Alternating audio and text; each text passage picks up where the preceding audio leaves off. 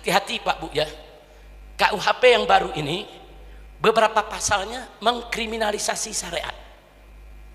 Aturan syariat dipidanakan. Contoh satu, nikah sirri. Nikah sirri, nikah yang gak dicatat di KUA, saudara. Secara agama nikah itu sah, saudara, memenuhi syarat perkawinan, memenuhi daripada rukun pernikahan, sah. Tapi di dalam KUHP yang baru, saudara, setiap orang, laki perempuan yang tinggal satu rumah, seperti layaknya suami istri, tanpa ada ikatan perkawinan yang sah, maka dipidana penjara. Kita lihat dalam penjelasan apa maksud perkawinan yang sah. Di penjelasan ditulis perkawinan yang sah adalah perkawinan yang tercatat di catatan negara, saudara, sesuai undang-undang nomor sekian. Berarti nikah siri berdasarkan pasal tersebut bukan nikah yang sah. Jadi kalau ada orang nikah siri, dia bisa dipenjara. Ini urusannya kalau begini banyak kiai di penjara nih. Nah, orang di Jawa Barat kiai yang nikah siri banyak, dai-dai, ustadz-ustadz yang nikah siri banyak, betul? Saya tanya, bahaya tidak? Bahaya tidak? Nikah siri itu saya tanya, secara agama sah tidak? Sah tidak? Nah kalau sah, kenapa dianggap kriminal? Kenapa disebut kejahatan? Kenapa dipidana? Kenapa diancam penjara?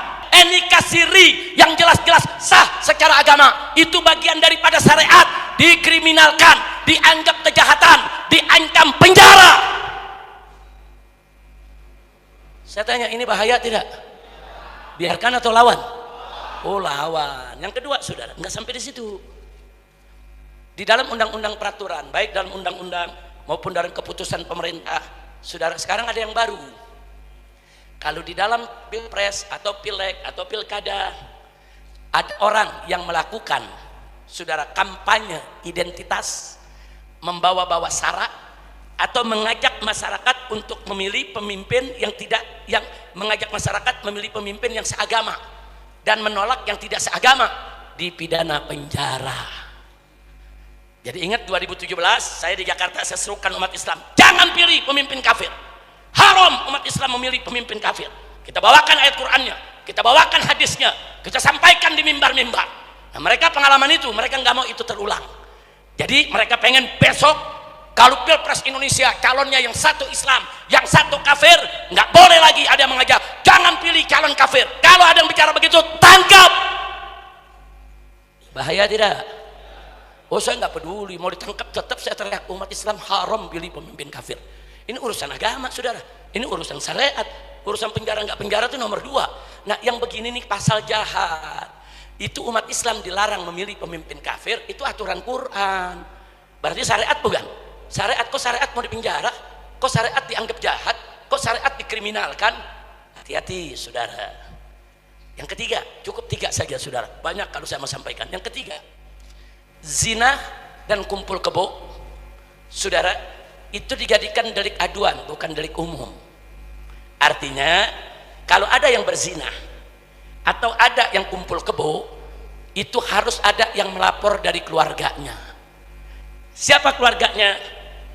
Istrinya atau suaminya, saudara, atau bapaknya atau ibunya atau anaknya. Hanya ini yang boleh melapor. Di luar ini nggak boleh melapor. Jadi kalau tetangga kita nanti ada kumpul kebo, RT nggak bisa melapor, RW nggak bisa melapor, lurah nggak bisa bertindak. Kenapa? Bukan keluarganya. Jadi kalau nanti ada orang dari Jakarta tinggal di Lembang, kumpul kebo di satu rumah, bapak ibunya nggak tahu yang ada di Jakarta, keluarganya nggak tahu yang ada di Jakarta, nggak ada yang protes, nggak ada yang melapor. Orang Lembang kalau coba-coba menegur mereka, mendatangi, membubarkan orang Lembang di penjara. Bahaya tidak? Kurang ajar, saudara. Nikah siri yang syariat, dia mau penjara, saudara. Giliran kumpul kebo zina dilindungi. Ini aturan apa? Pemimpin Indonesia, Bapak Presiden, anggota DPR, ittaqullah, takutlah kalian kepada Allah. Ini Indonesia, negara mayoritas muslim terbesar di dunia. Jangan lupa, Indonesia ini dimerdekakan oleh darah para syuhada, para ulama, para santri yang berjuang mati syahid memerdekakan negara ini, saudara. Jangan lupa, umat Islam di Indonesia ini mayoritas, mereka wajib menjalankan syariatnya. Jangan sekali-kali syariat mereka kau kriminalisasi, kau jadikan kejahatan, kau jadikan pidana, haram. Maka itu saudara, saya nggak bakal berhenti sampai di sini, saudara. Walaupun usia saya sudah lanjut, sudah umur 60 lebih, tapi dalam urusan amar ma'ruf nahi munkar saya nggak bakal berhenti. Shallu ala nabi. Nggak boleh kita berhenti, saudara. Sebab kalau ini dibiarkan, kesian anak cucu kita nanti, saudara. Bagaimana nasib anak cucu kita nanti kalau ini dibiarkan? Memang itu nanti semua akan semua umat Islam di Indonesia akan kita ajak berjuang. Saya mau keliling Sumatera besok, saya mau keliling Kalimantan, saya mau keliling Sulawesi, saya mau keliling di Papua, saudara. Semua umat Islam dimanapun berada kita mau satukan. Yuk kita bergerak kembali. Nggak boleh ada peraturan di Indonesia yang bertentangan dengan syariat Islam. Oh, ada pejabat mengatakan, Habib, ini kan Indonesia bukan negara Islam. Kenapa Habib mau ngajak-ngajak orang membentuk NKRI bersyariah? Singkat jawabnya, Pak, Indonesia memang bukan negara Islam, tapi Indonesia juga bukan negara setan. Lihat Pancasila, sila pertama, ketuhanan yang Maha Esa. Artinya negara ini harus menjunjung tinggi hukum Tuhan yang Maha Esa. Siapa Tuhan yang Maha Esa? Siapa Tuhan yang Maha Esa?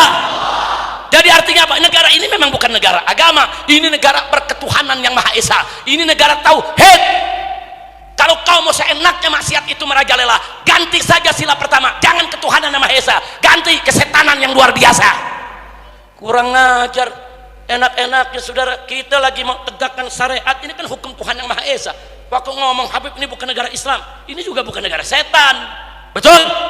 Betul? Nah sekarang saya jujur, kita umat Islam, saudara, dasar negara kita ketuhanan yang Maha Esa. Bagus tidak? Bagus tidak? Dukung tidak? Terus ada yang mau ganti jadi kesetanan luar biasa. Setuju tidak? Setuju tidak? Nah, saya tanya, diamkan atau lawan? Diamkan atau lawan?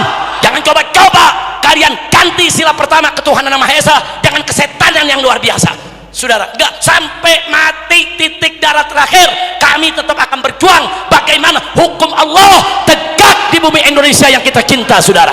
Takbir, takbir, takbir. Sallu ala nabi.